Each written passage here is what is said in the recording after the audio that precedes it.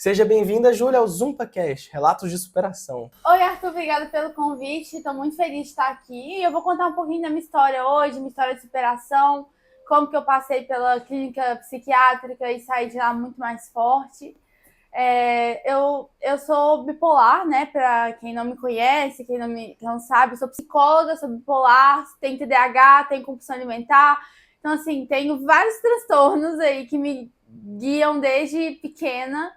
E eu passei por muitas coisas na vida que foram muito difíceis, né? E sempre superando obstáculos e tudo.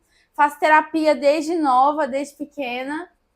E me ajudou muito, assim, em todos os processos que eu tive e tudo mais. Eu preparei aqui 10 perguntas para ajudar vocês que passam pela mesma coisa, para quem sabe saber como ela fez para superar cada desafio.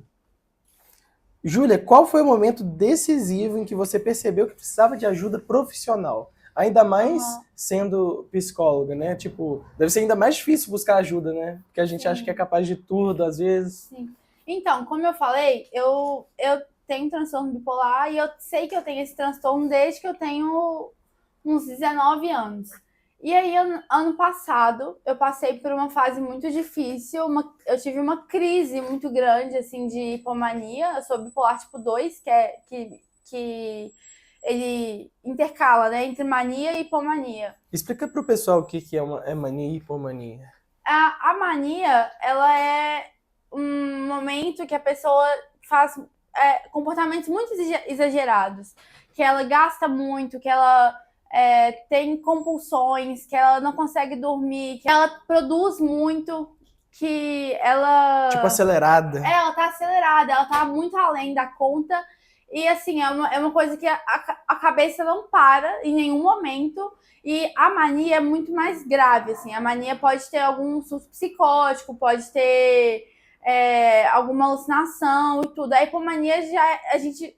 É até errado falar que é uma mania mais leve, mas não deixa de ser também. A hipomania ela é mais tranquila, ela é mais imperceptível, assim, se você não tiver em acompanhamento e tudo, talvez passe despercebido, porque tem um aumento da energia, tem um aumento exacerbado da energia, mas não é igual na mania, que a pessoa faz coisas muito mais descontroladas e pode ter vícios muito maiores. Então a hipomania ela é mais sutil nesse sentido. Mas os sintomas são os mesmos.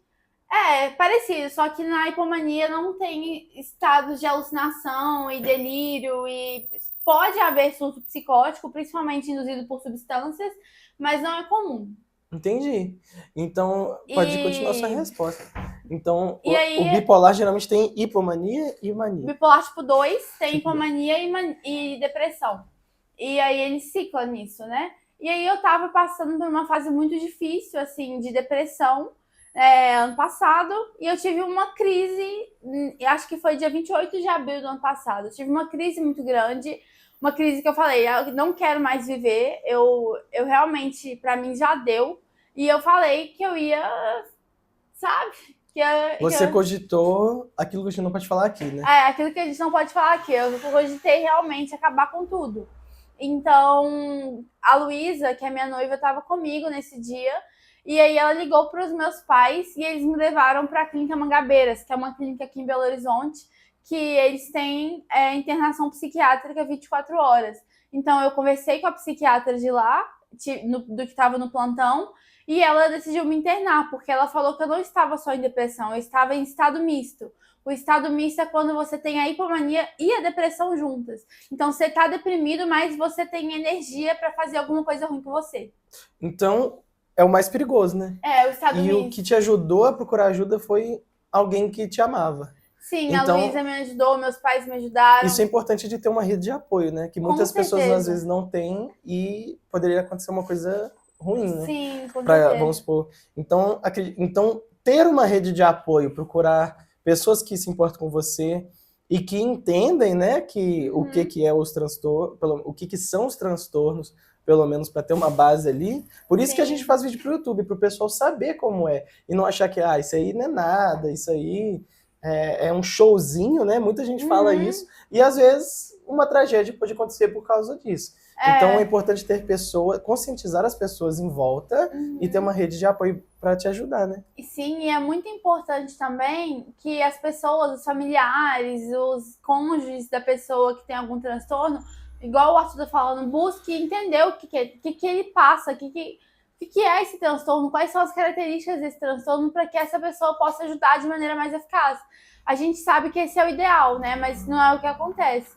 E muitas pessoas também não têm rede de apoio, que a única rede de apoio é o psiquiatra e o psicólogo. Então, assim, a gente tem que ver essa realidade também de pessoas que não têm com quem contar. Como foi para você, como psicóloga, aceitar a necessidade de uma internação psiquiátrica? Olha, tem pessoas que têm muito tabu com isso, né? Mas eu não tinha tabus. Para mim foi muito tranquilo de entender que eu precisava ser internada. Inclusive, eu falei, eu preciso ser internada, senão alguma coisa ruim vai acontecer. Então, não tive nenhum problema, nenhuma questão com isso. Por ser psicóloga também, eu sempre tentei normalizar a questão da saúde mental, sempre tentei trazer isso de uma forma leve. Então foi muito tranquilo para mim, assim, de perceber que eu precisava de ajuda. Eu tava muito deprimida, eu percebi e eu busquei ajuda. E não foi difícil, mas eu sei que tem muita gente que tem essa dificuldade. E é legítima, porque realmente buscar ajuda não é fácil, assim. Você perceber que você tá mal, perceber que você não tá legal, que você precisa de um apoio extra, é difícil, requer muito de você. Então, basicamente, ter feito psicologia pode ter salvado sua vida, né? Com Porque você certeza. detectou rápido o que você precisava. Sim, com certeza. Talvez se eu não tivesse feito psicologia ou não tivesse o acompanhamento adequado, psiquiátrico, psicológico, eu nem saberia o que está acontecendo comigo. Vou até ressaltar aqui um beijo pro meu psiquiatra, que eu adoro ele, e ele me ajudou muito em toda essa fase. Você enfrentou algum tipo de preconceito ou julgamento por ser psicóloga e ter sido internada? Olha, com certeza eu devo ter sofrido algum preconceito, só que ninguém nunca falou pra mim. Pode ter Mas ficado ali em off. ficou né? em off, as pessoas comentam. Eu já postei no meu Instagram sobre a internação e eu vi que muitas pessoas encaminharam esse story. Esse story não, esse post. Então, assim, eu não sei se foi pra julgar, não sei se foi pra conscientizar, não sei. Eu acho que Mas pode. perdeu seguidor, será? Não, até que não. É? Não, eu acho que pode. Acho que hoje em dia também tá melhor, né? A conscientização das pessoas. Sim, tá melhor, mas ao mesmo tempo as pessoas ainda banalizam muito, né? Igual, por exemplo, terapia com chat GPT, que é um absurdo. E tem aplicativo pago também. É ridículo, né? É um absurdo isso. Porque o chat GPT nunca vai ser humano, igual uma pessoa que tá ali na sua frente, né?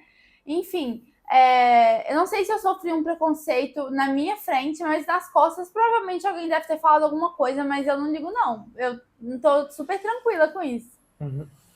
O que você descobriu sobre você mesma durante o período que esteve internada? Você teve algum insight, alguma coisa que você não pensava antes que pode ter mudado sua visão de vida? Sim, eu senti que eu sou muito mais forte do que eu penso, muito mais resiliente do que eu penso, do que eu pensava, né? Agora eu já tenho essa consciência. Mas eu senti que eu tinha uma força muito grande e uma vontade de viver. Por mais que é contraditório, por mais que eu quisesse não viver, eu tinha uma vontade muito grande de viver e de buscar ajuda. Então eu percebi que eu tinha ainda aquela chama, aquela vontade de casar, de viver, de ter filho, sabe, de fazer as coisas da vida que são simples do dia a dia, mas que fazem muito sentido. E teve uma música que me marcou muito na internação, porque lá a gente não fica só internado no quarto, né?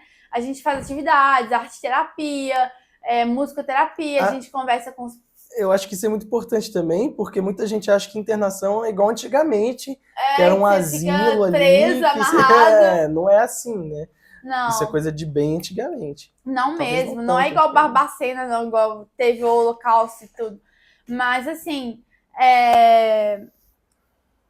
a minha internação, ela foi muito produtiva. Foi uma coisa que me salvou e eu sou muito grata por ter sido internada. E lá, né, na musicoterapia, a gente ouvia as músicas e tudo, e aí o professor de música cantou uma música que acho que chama Azul da Cor do Mar, do Tim Maia. E essa música marcou muito a minha trajetória ali dentro, marcou muito tudo que aconteceu. Foi muito importante para mim essa música. Eu amo essa música até hoje, porque ela fala um pouco de sofrimento, sobre buscar ajuda, sobre ter esperança, ter fé que as coisas vão melhorar. Então, foi muito importante para mim fazer a arte terapia, fazer a musicoterapia. As pessoas acham que isso é uma coisa banal, artes, que não vai ajudar. Só que não, ajuda muito. E musicoterapia foi essencial para mim. Conversar com a psicóloga de lá foi essencial. Eu conversava com os psiquiatras também que estavam de plantão. Então foi muito bom. Eu gostei muito. Quanto tempo você ficou lá? Eu fiquei 7 dias só, foi uma internação rápida. Mas foi muito intenso, né? Foi muito intenso. Eu vivi aquilo com tudo, porque eu não podia mexer no celular. Tiveram alguns contratempos da minha internação.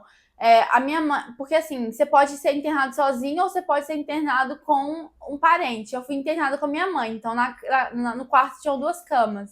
Só que aí, no meu segundo dia de internação, meu pai teve um ataque cardíaco, uma parada cardíaca. E aí minha mãe teve que sair de lá e me deixar sozinha. E aí a Luísa, minha noiva, foi ficar comigo. Só que ninguém me contou o que estava acontecendo com meu pai. Eu fui saber depois. Então teve esse contratempo aí, que na família tudo foi muito intenso, né? Mas ficou tudo bem depois. Ficou, meu pai tá ótimo. Não, mas o pessoal deve ter ficado na dúvida se te contavam ou não, né? Porque sim. você já estava num momento frágil. Uhum. Você ficou bravo com ele de não ter te contado? Não, eu entendi, porque realmente eu acho que eu ia ficar mais desestabilizada do que me ajudar. Bom, e quais foram as principais dificuldades durante o processo de recuperação?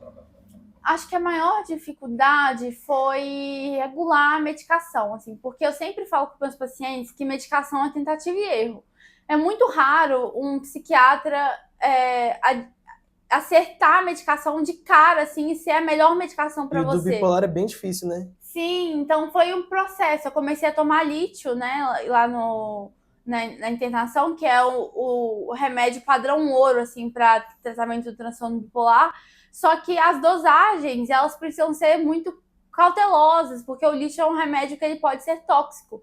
Então você tem que ir aos poucos, Então, assim, acho que o maior desafio foi isso, foi ajustar a medicação, foi voltar a viver uma vida normal, porque quando eu lembro direitinho, assim que eu saí da internação, eu entrei no carro, eu desabei a chorar. Eu tive muito medo de voltar ao que tinha acontecido, assim. Foi como abrir a porta do mundo de novo?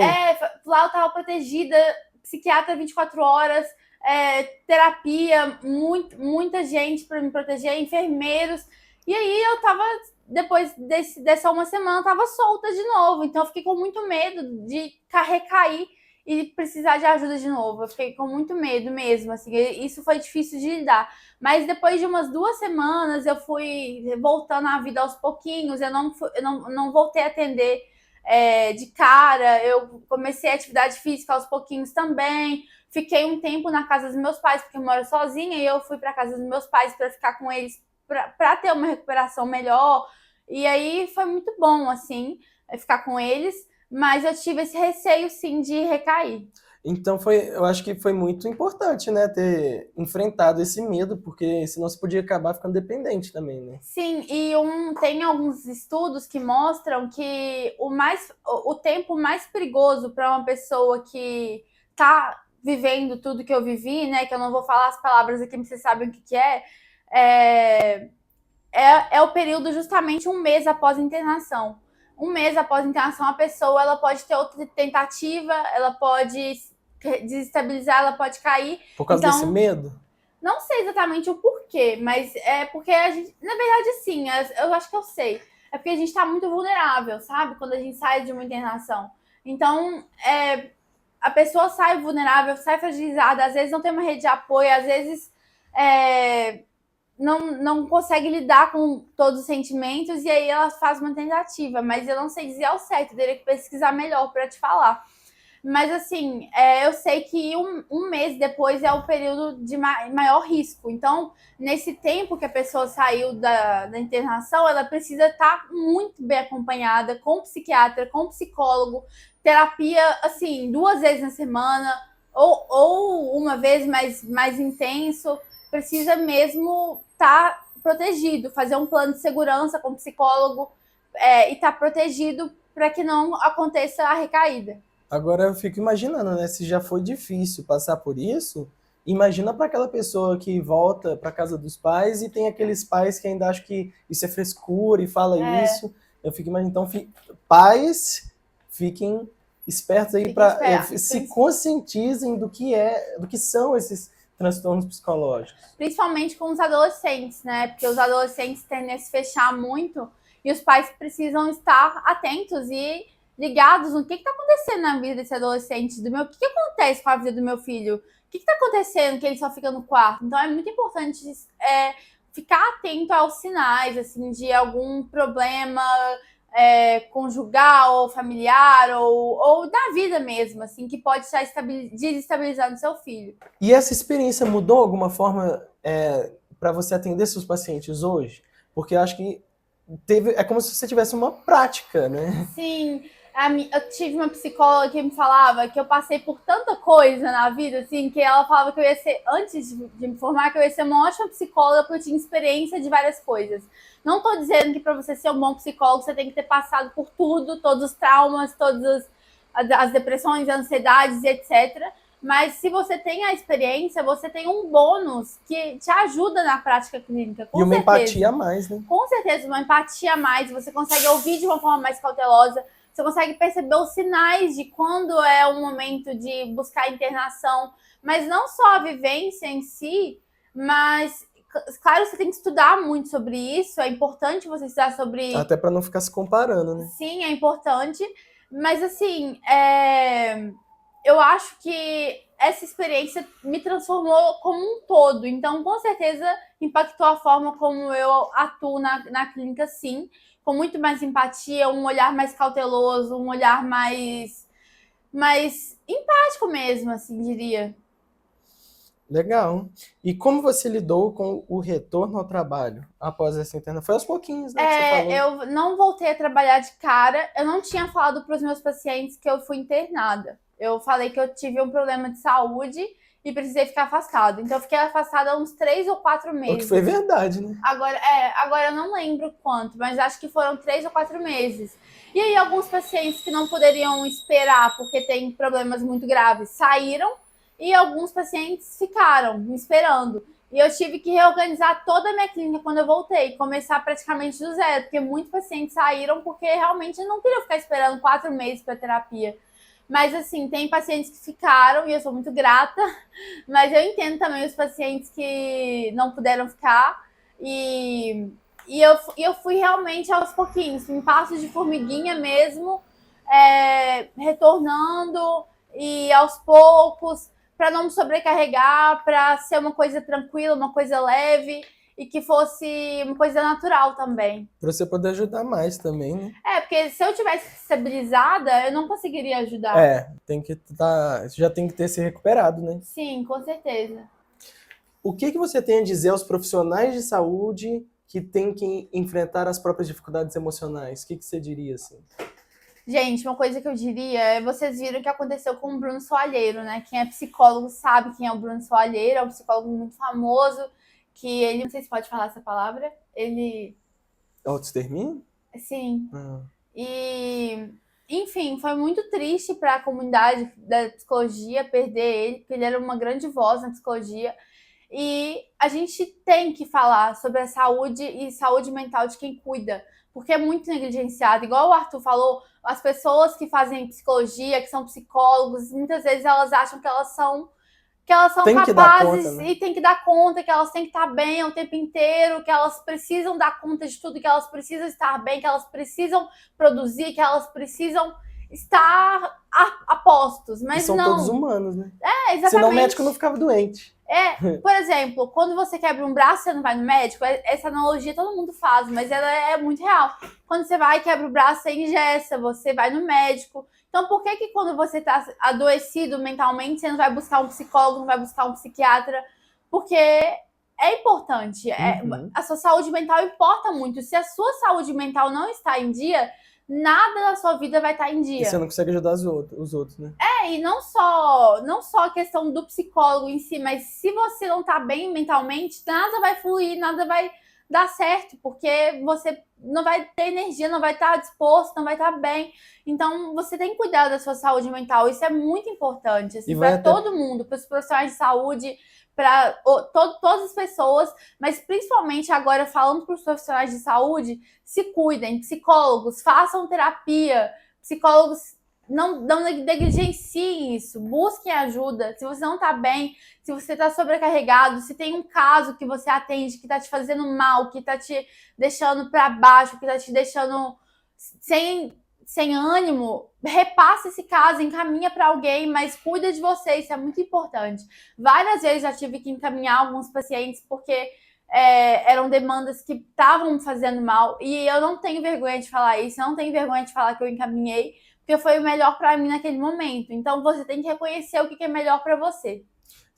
Isso é muito importante, né? Porque, por exemplo, nas minhas palestras nas casas de repouso, eu falo, se você está cuidando dos idosos, você tem que cuidar de você mesmo primeiro. Sim. Porque para você encher o outro copo, o seu copo tem que estar transbordando. Exatamente. De saúde. E saibam que é normal um psicólogo encaminhar algumas questões para outro, porque tem psicólogo, por exemplo, que não atende dependência química, tem psicólogo que não atende toque, então, assim, é muito importante o profissional também saber quando encaminhar. Saber os seus limites, né? Isso, saber aquilo seus limites que é aperta seu calo, né?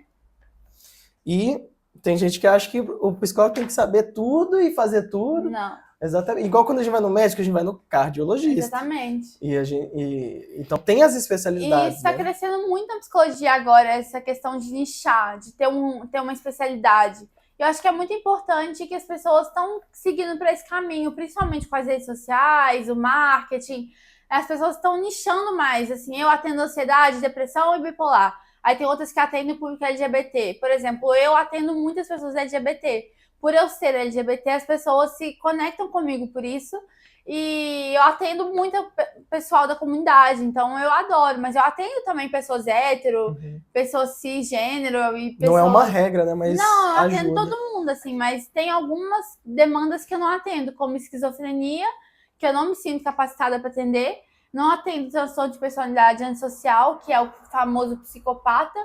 Transtorno narcisista também eu não atendo, e não atendo toque. São essas que eu não atendo. Eu acho que isso é muito profissional, né? A pessoa saber os seus limites. Exatamente. E agora, pra gente finalizar esse quadro, o que você diria para alguém que ainda hesita em buscar ajuda? E outra coisa, não necessariamente tem que estar grave para buscar ajuda. Não. Pode ser um problema de insônia, uma coisa... Sim, rotina, procrastinação. Eu atendo muitos pacientes, inclusive, que não tem nenhum transtorno. Você não precisa buscar terapia só porque você tem transtorno. Você pode buscar a terapia para se conhecer melhor, autoconhecimento. Você pode buscar porque está com dificuldade na rotina, na procrastinação, em outras coisas, outras áreas da sua vida. Você não precisa ter um transtorno. Você vai se beneficiar da terapia de qualquer forma, porque a terapia é uma grande ferramenta de autoconhecimento. E o que eu diria para quem está hesitando em buscar ajuda é que você não está sozinho e você não precisa estar sozinho. E se você não está querendo buscar ajuda, estar sozinho acaba sendo uma escolha sua. E que não é saudável, sabe? Você tem que perceber que isso que tá te fazendo mal, que não tá sendo bom. E que você pode mudar a sua vida, que você pode mudar a sua realidade com um tratamento adequado, que tem solução, que tem tratamento, que tem jeito de melhorar, sim. Basta você buscar, dar o primeiro passo e não deixar que isso te consuma. Excelente. O próximo vídeo vai ser a história dela com a cirurgia bariátrica e a história que ela teve com a obesidade e a compulsão alimentar. Então fiquem de olho e já deixa o like e se inscrevam no canal. E sigam ela aí também no Instagram. Meu Instagram é juliaabdalla, com abdalla.pc. Vai estar escrito bem aqui.